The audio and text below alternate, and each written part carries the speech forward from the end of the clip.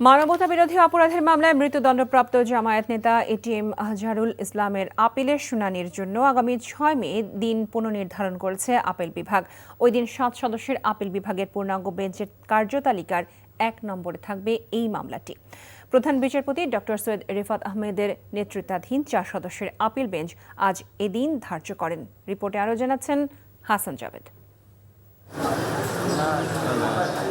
মানবতা বিরোধী অপরাধে জামায়াতে ইসলামী নেতা এটিএম আজহারুল ইসলামের মৃত্যুদণ্ড 2019 সালের 23 অক্টোবর বহাল রাখে আপিল বিভাগ।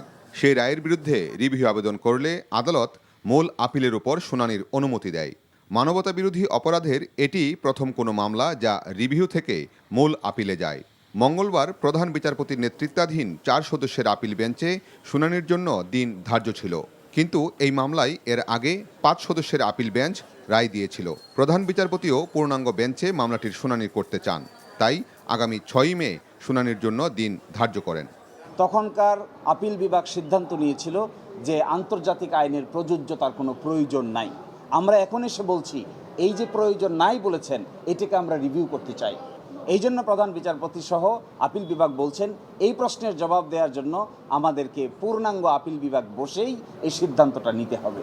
যাদেরকে ফাঁসি কাস্টে ঝুলানো হয়েছে আন্তর্জাতিক স্ট্যান্ডার্ড মানলে তাদের সকলকেই বেকসুর খালাস দিতে হতো। এ সময় জামাতের সেক্রেটারি জেনারেল মিয়া গোলাম পরোয়ার বলেন, 5 আগস্টের পর আজহারুল ইসলামের মুক্তি না হওয়ায় তারা ব্যথিত, তবে আইনি প্রক্রিয়ার মধ্য দিয়েই সমাধান চান তারা। 5 আগস্টের সরকার পরিবর্তনের পর 8 মাস পর্যন্ত তার এই মামলার যে কোনো ব্যাখ্যাই আইনজীবীরা দিতে পারেন, কোর্টের কাছে একটা ব্যাখ্যা থাকতে পারে, কিন্তু সময়টা যে 8 মাস পার হয়েছে, সারা দেশের লক্ষ কোটি আমাদের নেতা কর্মী শুভাকাঙ্ক্ষী যারা ন্যায় বিচারের প্রত্যাশায় দিন গুনছেন তারা ব্যথিত। আমরা হতাশ নেই এই কারণে যে আদালতের কাছে আমরা সুবিচারের জন্য ধৈর্য ধারণ করি।